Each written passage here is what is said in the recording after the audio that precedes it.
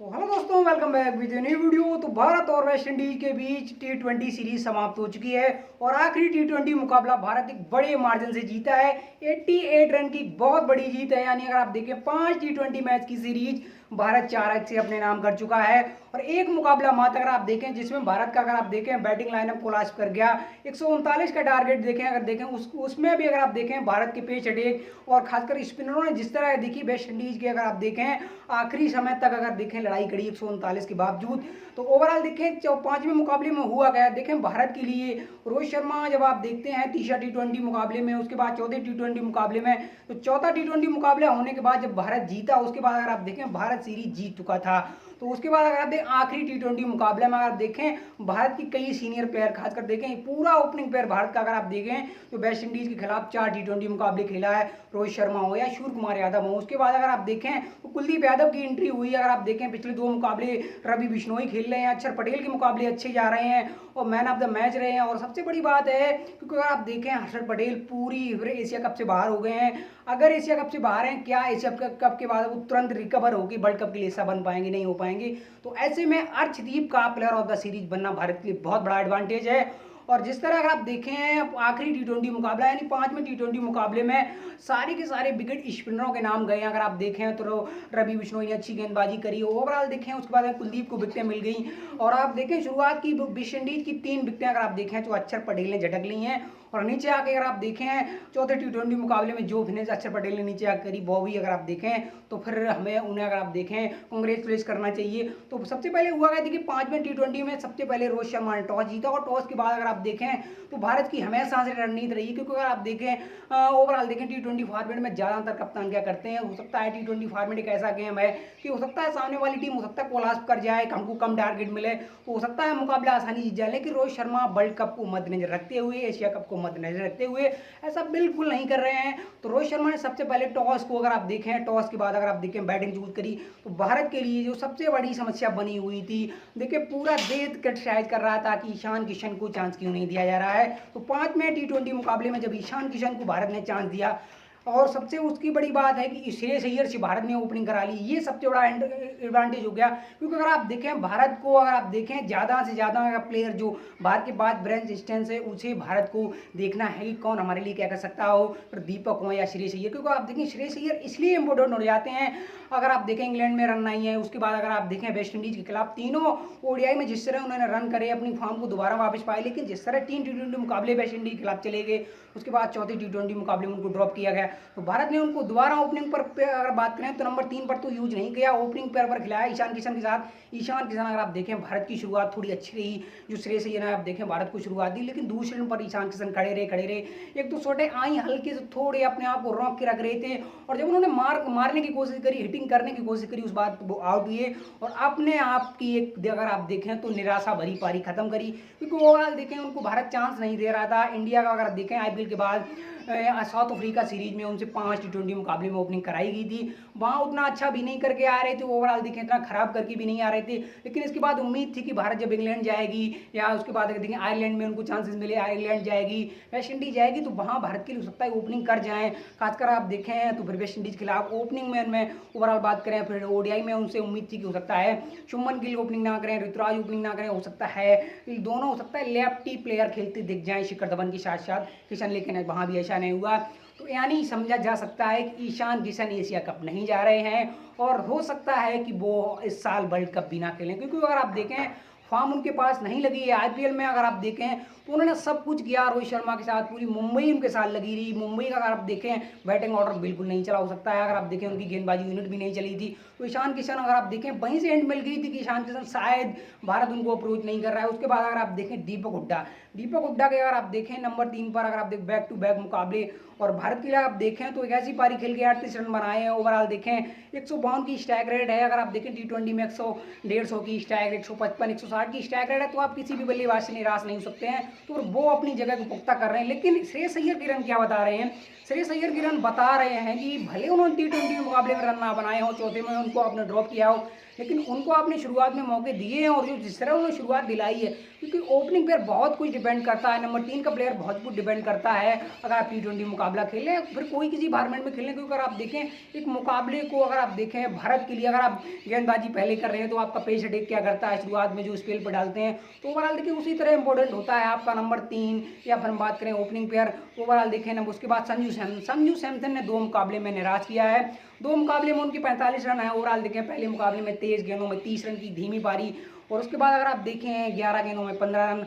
Overall क्या पाएंगे संजू सैमसन से, कि संजू सैमसन जिस तरह आईपीएल में खेले इस साल और जिस तरह कप्तानी करी, वहाँ अगर आप देखें थोड़ी सी उन्हें कंग्रेचुलेशन मिली है। ओवरऑल देखें थोड़ा अच्छा करके गए हैं, और आईपीएल में जब खेले तो इंटेंट बड़ा क्लियर दिखा, जिस गेंद को मारना उस गेंद को बड़े इंटेंट के साथ खेला। लेकिन अगर आप देखें तो फिर जिस तरह वेस्ट इंडीज के खिलाफ खेले, थोड़े हल्के से अपने आप को रोक के रख रहे थे। उन्हें लगता है यार मैं अगर इस शॉट के खेलने के लिए गया, हो सकता है गेंद खड़ी हो जाए, आउट हो जाऊंगा, अपने आप को थोड़ा सा रोक के रख रहे थे हल्का, जैसे कि अलाउ नहीं खेलते हैं। अगर आप देखें अपनी कप्तानी के अंडर जब तक हल्के से डराते रहते हैं हर चीज़, आप देखें थोड़ा अनपैसेंस हो जाते हैं। तो उसी तरह अगर आप देखें थोड़े से अपने आप को थोड़ा बैक कर रहे थे। ओवरऑल कोशिश कर रहे हैं कि ज़्यादा से ज़्यादा वक्त हम अगर आप देखें तो दूसरे रन पर खड़े रहे हैं, ऐसा भी कुछ करने की कोशिश थी। लेकिन अगर आप देखें कार्तिक की एक और फिनिश नहीं खराब, यानी कार्तिक की अगर आप देखें भारत के लिए एक और पारी नहीं आई है। यानी 5 T20 मुकाबले खेले हैं, 1 T20 मुकाबला।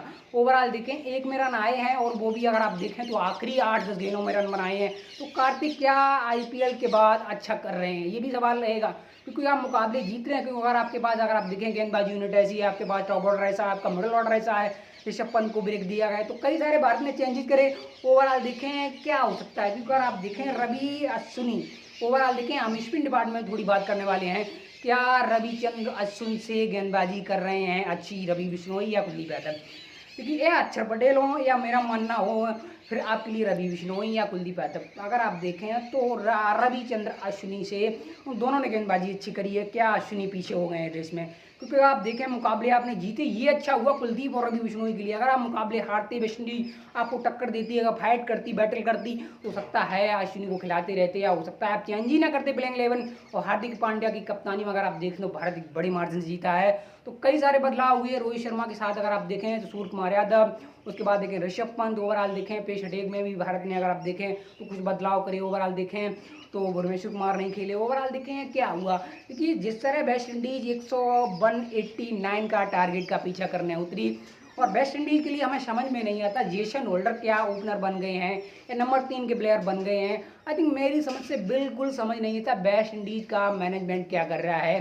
खासकर अगर आप देखें वेस्ट इंडीज ने अपने दोनों ओपनर अगर आप देखें तो उन्हें भी नहीं खिलाया। अगर हम देखें ब्रेंडन किंग हो या फिर हम बात करें काइल मेयर्स हो, उसके बाद अगर आप देखें नंबर 3 पर फिर आप देखें थॉमस को प्रमोट कर दिया गया, निकोलस पूरन के नहीं आए, और इस बार सही जगह पर भेजा गया शिमरन नेटमायर को। अकेले रहे हैं अगर बात करें तो ओवरऑल बात करें तो जिस तरह वेस्ट इंडीज ने अगर बात करें 100 रन बनाए, ओवरऑल देखें पूरी टीम लग गई तब वो 100 के करीब पहुंचे हैं। और जिस तरह अगर आप देखें तो 55 से प्लस रन उनके अगर आप देखें तो तकरीबन आप देखें तो 55% से ज़्यादा रन उन्होंने बनाए हैं। और वेस्ट इंडीज ने अपने आखिरी 6 विकेट अगर मात्र आप देखें तो 21 रन पे अगर आप देखें तो गंवा दिए हैं अगर आप देखें।